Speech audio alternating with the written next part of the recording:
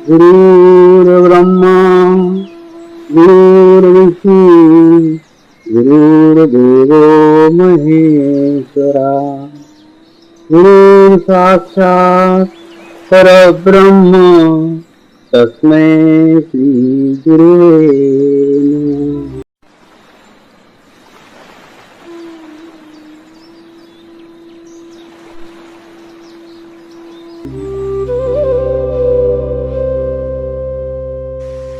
मैं एक पवित्र आत्मा हूं,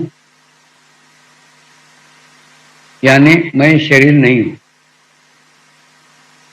मैं एक शुद्ध आत्मा हूं।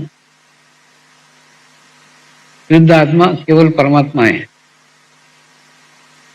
परमात्मा के सिवा मेरा कोई अस्तित्व नहीं है। मैं परमात्मा मैं हूं। मैं एक पवित्र आत्मा हूं, यानी मैं शरीर नहीं हूं। मैं एक शुद्ध आत्मा हूं। शुद्ध आत्मा केवल परमात्मा है। परमात्मा के सिवा मेरा कोई अस्तित्व नहीं है। मैं परमात्मा मैं हूं। मैं एक पवित्र आत्मा हूं, यानी मैं शरीर नहीं हूं। मैं एक शुद्ध आत्मा हूं। शुद्ध आत्मा केवल परमात्मा है। परमात्मा के सिवा मेरा कोई अस्तित्व नहीं है। मैं परमात्मा मैं हूं।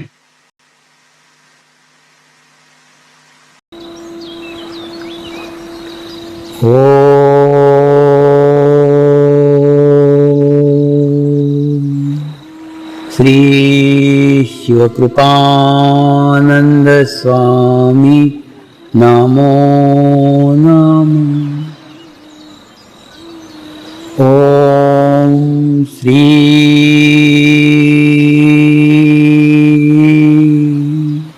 शिवकृपानंद स्वामी नमो नमः।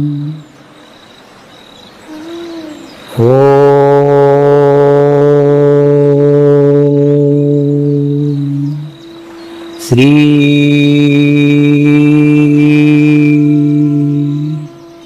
शिवकृपानंद स्वामी नमो नमः।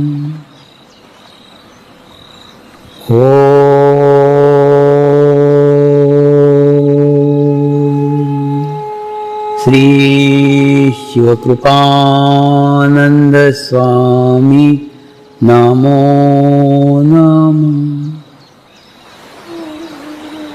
ओम श्री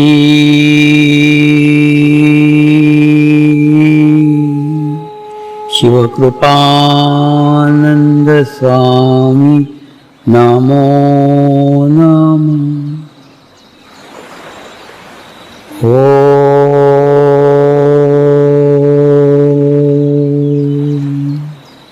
श्री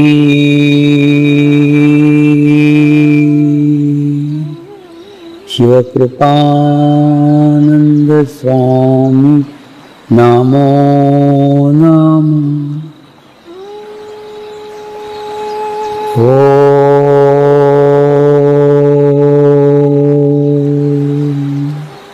श्री शिवकृपानंद स्वामी नमो नमः। ओम श्री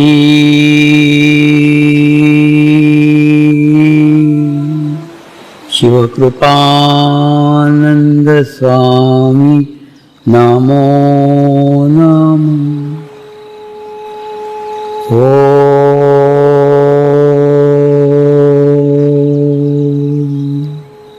श्री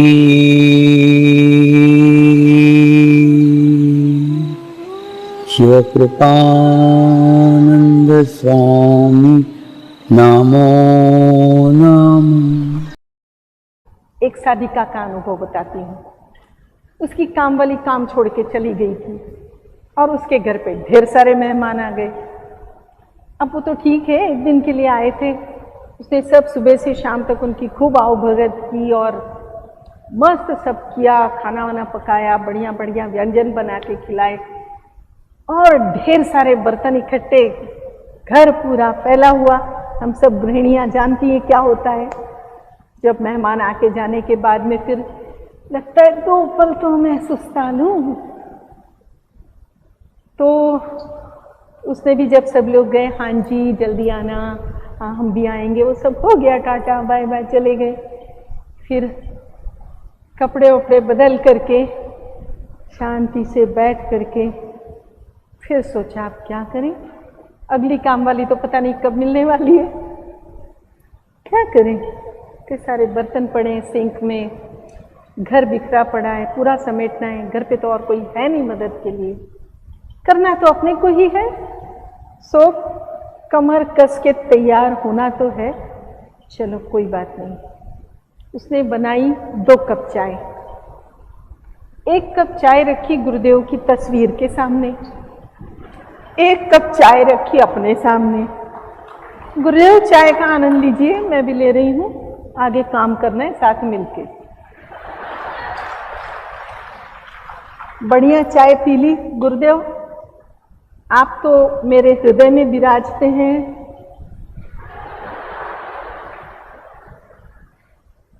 चलिए तो अब हम काम को लगते हैं। गुरुदेव बहुत सारा काम पड़ा है, मदद करो।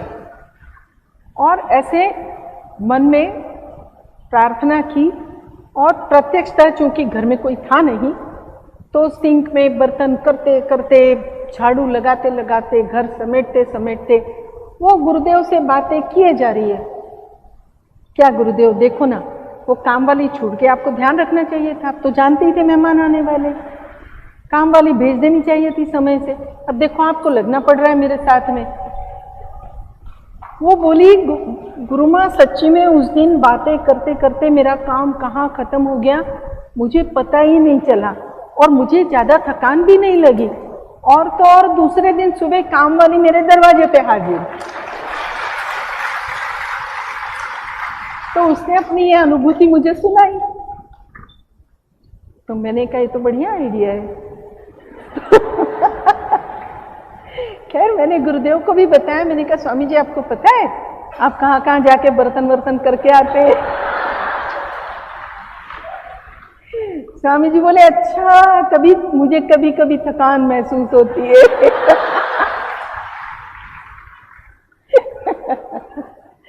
तो लेकिन ये बात सच है, मतलब स्वामी जी को थकान महसूस हुई ये तो जोक वाली बात थी, लेकिन ये बात सच है कि आप जो महसूस करते हैं जब आप वो तस्वीर से बातें करते हैं, वो गाना भी है ना, जरा तस्वीर से तू निकल के सामने आ, बस वैसे ही तो वो तस्वीर से निकल के सामने तो नहीं आते हैं, लेकिन वो आपको इतनी एनर्जी देते हैं और आपको वो एक जगह मिलती है जहां आप अपनी पूरी स्टीम, अपनी गर्मी निकाल सकते हैं, आपको जितना गुस्सा निकालना है आप निकाल सकते हो, तो वो आप कर सकते हो। तो इस तरह से भी आपका एक संबंध गुरु शक्तियों के साथ बनता है, आपका एक विश्वास गुरु शक्तियों के साथ बनता है, और जैसे जैसे आपके भीतर ये एक समर्पण की भावना आती है। अब जैसे उसने क्या कहा, उसने गुरुदेव से कहा ना, शिकायत की, क्या गुरुदेव आपने तो मेरे लिए वो काम वाली ढूंढ के नहीं दी। आ गई ना दूसरे दिन काम वाली, दूसरी काम वाली आई, पुरानी नहीं, नई काम वाली काम मांगने आ गई। आप भी शिकायत करके देख लो, शायद आपका कुछ काम बन जाए, है ना, कहीं अटका पड़ा काम हो शिकायत कर लेना। और यदि आपके ऑफिस का कुछ काम हो या कहीं कुछ, प्रार्थना कर देना, गुरुदेव देख लो बड़ा खड़ूस बॉस आया है मेरा, संभाल लेना उसके मूड को। अरे खड़ूस बॉस से बात याद आई, यूं तो मेरे कभी भी मेरी किसी प्रिंसिपल के साथ में, यानी मैं बीइंग अ टीचर, टीचर के लिए बॉस कौन होता है? Principal sir. तो जो प्रिंसिपल सर हैं या मेरे सहकर्मी हैं, मेरी कभी उनसे कभी अनबन नहीं हुई, कभी कोई क्या बोलते हैं उसको, ऐसे मैं हमेशा उनकी गुड बुक्स में रही। तो एक बार हुआ सिर्फ, यानी मैं उनकी गुड बुक्स में ही थी, लेकिन एक बार हुआ कि ना मुझे टेंशन होने लगा, क्योंकि वो प्रिंसिपल सर बड़े खतरनाक टाइप के थे, ऐसा सब लोग कहते थे। अब होता क्या है, जब सामूहिकता में सब लोग कहने लगते अरे बड़ा खतरनाक है, बड़ा खतरनाक है, तो जो हम अपना सिंसियरली काम कर रहे होते हैं ना, तो भी हम थोड़े से ऊंचे नीचे हो जाते हैं, अरे भगवान क्या होगा, किसी दिन पब्लिकली कुछ बोल दिया। क्योंकि वो प्रिंसिपल सर ऐसे ही थे, क्लास में आकर के टीचर्स को कभी भी डांट देते थे। तो मैं भी थोड़ा डर गई, मैंने कहा पता नहीं, और मैं तो वैसे ही मेरे पढ़ाने का तरीका अजीबोगरीब था, तो शुरुआत में आने वाले प्रिंसिपल्स को तो तरीका थोड़ा बहुत देखते थे ये करती क्या है यहाँ पे। तो क्योंकि मेरी शुरुआत हमेशा कहानी से होती थी, कभी भी बच्चों से डांस करा लेती थी, कभी भी गाने गवा लेती थी, लेकिन चूंकि मेरे क्लास का रिजल्ट ऑलवेज अच्छा ही रहता था, पेरेंट्स खुश रहते थे, तो कभी भी प्रिंसिपल ने मुझे बुला के ये नहीं कहा मैडम देख लेना ऐसे, या किसी बात पे डांट लगाई। पर चूंकि ये प्रिंसिपल सर ऐसे खतरनाक वाला सब लोग बोलते थे ना, तो मेरे को भी वो सामूहिकता का एक जो क्या बोलते हैं कि एनर्जी लेवल बनता है ना, तो मैं भी टेंशन में आ गई।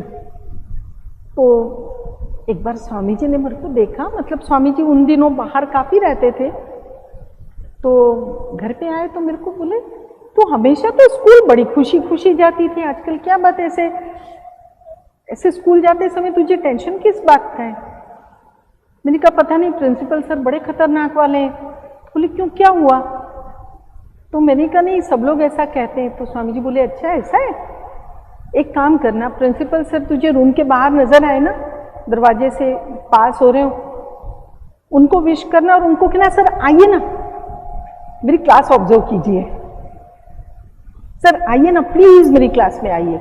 मैंने कहा मतलब आ बैल मुझे मार, मैं क्यों बुलाऊं?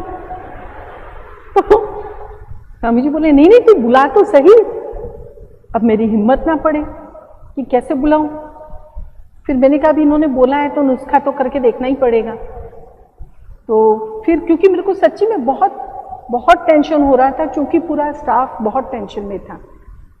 तो एक दिन ऐसे मेरे क्लासरूम के इधर से दरवाजे के सामने से गुजरे, तो मैंने कहा गुड मॉर्निंग सर। तो बोले गुड मॉर्निंग गुड मॉर्निंग। मैंने कहा आइए ना सर। तो बोले नहीं नहीं मैडम। मैंने कहा अरे सर आइए तो सही। तो बोले नहीं नहीं नेक्स्ट टाइम कभी। मैंने कहा अच्छा सर थैंक यू। फिर मैंने अपना पढ़ाना शुरू कर दिया, सांस आई हाश। फिर उसके बाद में 2-4 दिन बाद मैंने कहा सर आपने कहा था आने वाले, आइए ना सर। दूसरी और मतलब दूसरा क्लासरूम था, मैंने कहा आइए ना सर।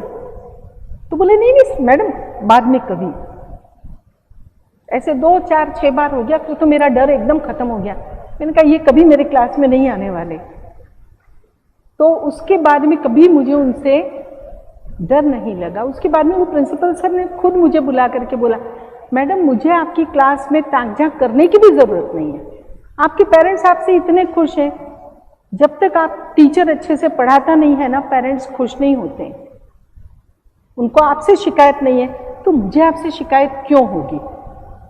तो कहने का मतलब कि जब ऐसा हो कि आपको किसी से डर लगे, तो स्वामी जी का नाम लेकर के, स्वामी जी को प्रार्थना करके, Swami ji I am entering the den, सिंह की गुफा में मैं प्रवेश कर रहा हूं, प्रार्थना करके जाइए, कुछ नहीं होगा, वो नंदनवन बन जाएगा आपके लिए।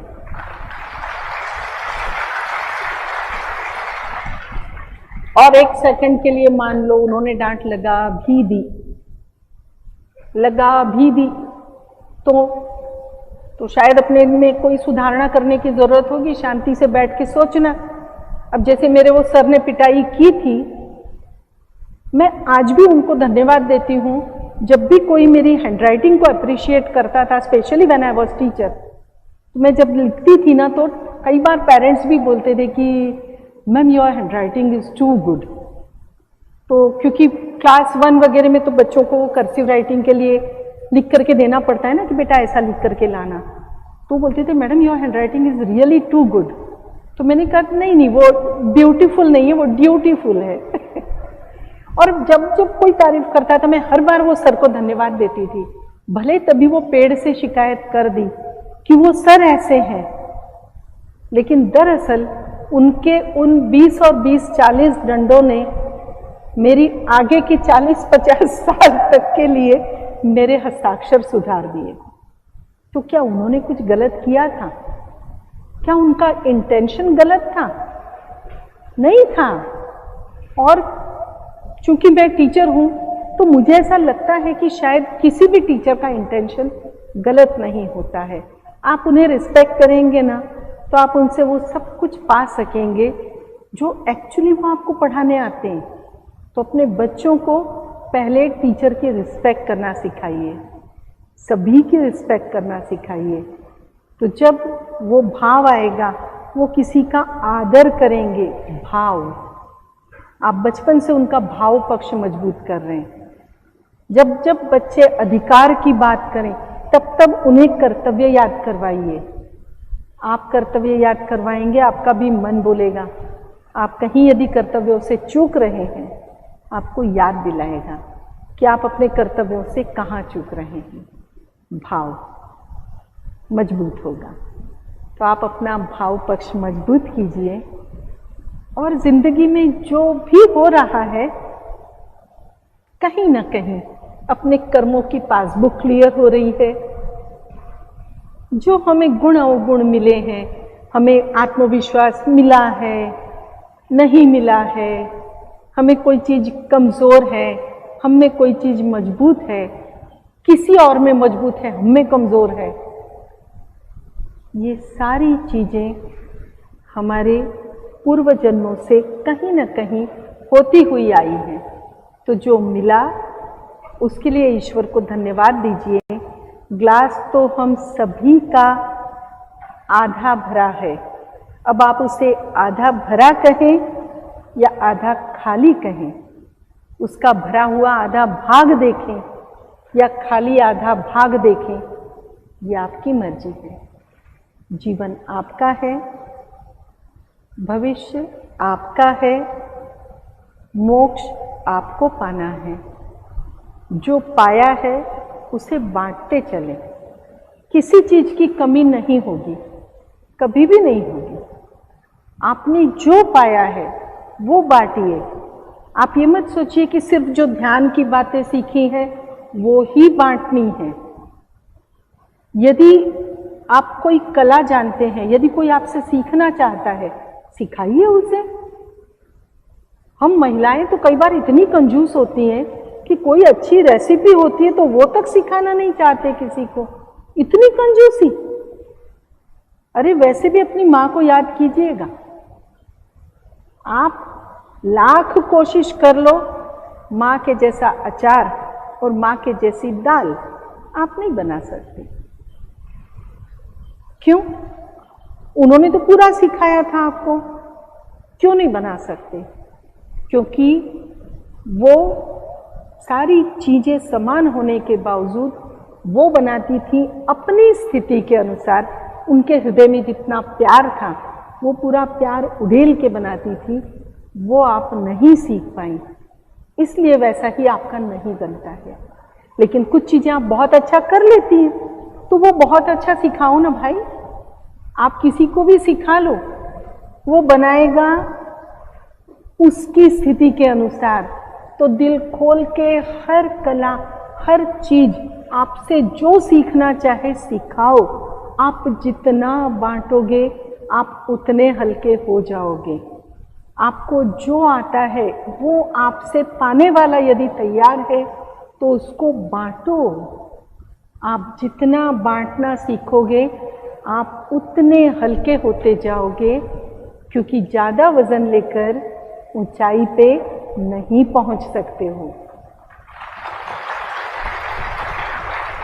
तो यदि किसी के प्रति मन में बुरा अनुभव है, मन में दुख है, क्रोध है, बदले की भावना है, ईर्ष्या भाव है, वो सारी भावों की गठरियों को छोड़ो, क्योंकि वो वजन लेकर आप ऊपर नहीं जा सकोगे और ज्ञान का वजन लेकर भी आप उस ऊंचाई तक नहीं पहुंच पाओगे।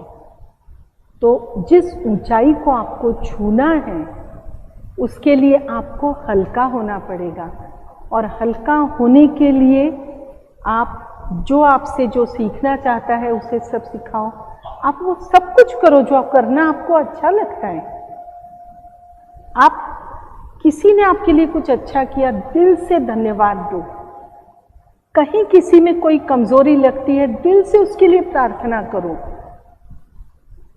कोई भी पिछड़ रहा है, दिल से उसके आगे बढ़ने की कामना करो। जब आप कामना करोगे तो आप सोचो, आपके लिए कामना करने वाले भी 1000 लोग होंगे। आप हजारों का भला करोगे, आप हजारों के लिए अच्छा सोचोगे तो आपके लिए भी अच्छा सोचने वाले लाखों होंगे। गुरु शक्तियाँ उन्हीं के साथ होती हैं जो गुरुओं से होते हैं। और जब गुरु अपने पास कुछ नहीं रख रहा है, वो अपने ज्ञान का एक कतरा तक अपने पास रखना नहीं चाहता है, वो सब बांट रहा है। जो नहीं बांट पा रहा है वो मंगल मूर्तियों में स्थापित कर रहा है। तो फिर क्या आप और हम उनसे इतनी छोटी सी एक बात नहीं सीख सकते? क्या हम भी बांटना नहीं सीख सकते? जो हमारे पास हो वो बांटो, जिसकी सहायता कर सकते हो उसकी करो। किसी ने भी बुरा किया है, क्षमा करो। सोच लो कि शायद हमारा पासबुक जो थी, ऋणानुबंध जो थे, उसमें से कुछ कुछ कम हो रहा है। किसी का दुर्व्यवहार है, छोड़ो, ईश्वर से प्रार्थना कर दो, गुरु शक्तियों से प्रार्थना कर दो, हे गुरुदेव उसके भीतर सद्भावना भरो, उसको प्यार दो, क्योंकि उसका हृदय प्यार से रिक्त है। यदि प्यार होता तो प्यार बहता, यदि प्यार नहीं है तो बहेगा कहाँ से? बहेगा वही जो भीतर है। तो भीतर तो सबके प्यार होना चाहिए, और ये प्यार ही चैतन्य है, ये प्यार ही ध्यान है। प्यार जितना बढ़ेगा, प्यार जितना सर्वव्यापी होगा, अनजानों से भी प्यार, जानकार लोगों से भी प्यार, अपनों से प्यार, परायों से प्यार, प्राणियों से प्यार, कीटकों से प्यार, सभी के प्रति प्यार। और विश्व में कोई मेरा शत्रु नहीं है, क्योंकि मेरे गुरुदेव का कोई शत्रु नहीं है। यदि गुरुदेव अजात शत्रु हैं, उनका कोई शत्रु नहीं, उनके भीतर भी कोई शत्रु नहीं। देह में पाई हुई जो वृत्तियां हैं, जो दोष हैं, वे भी सब स्वच्छ हो चुके। तो क्या हम सबके न होंगे? क्या हम सबके हृदय शुद्ध न होंगे? क्या जो चैतन्य वर्षा हो रही है, इनकी बूंदें व्यर्थ जाएंगी?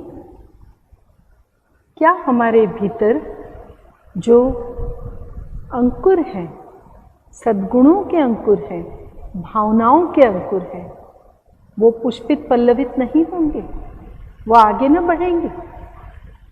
हम सबके भीतर संभावना है गुरु बनने की, और हम सब ने जन्म ही लिया है गुरु बनने के लिए। हम सब अपने गुरु बनेंगे, हमारी आत्मा हमारी गुरु बनेगी, वही हमारा वर्किंग फोर्स है, वही हमें आगे ले जाएगी।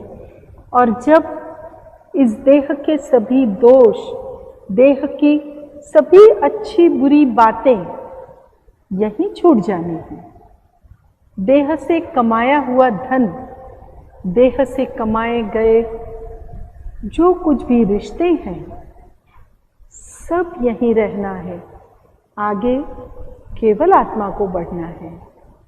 तो आज से ही आत्मा को अपना ड्राइविंग फोर्स क्यों न बनाए, अपना स्टेयरिंग व्हील क्यों न उसे सौंप दें, क्यों न हम आत्मा ही रहें।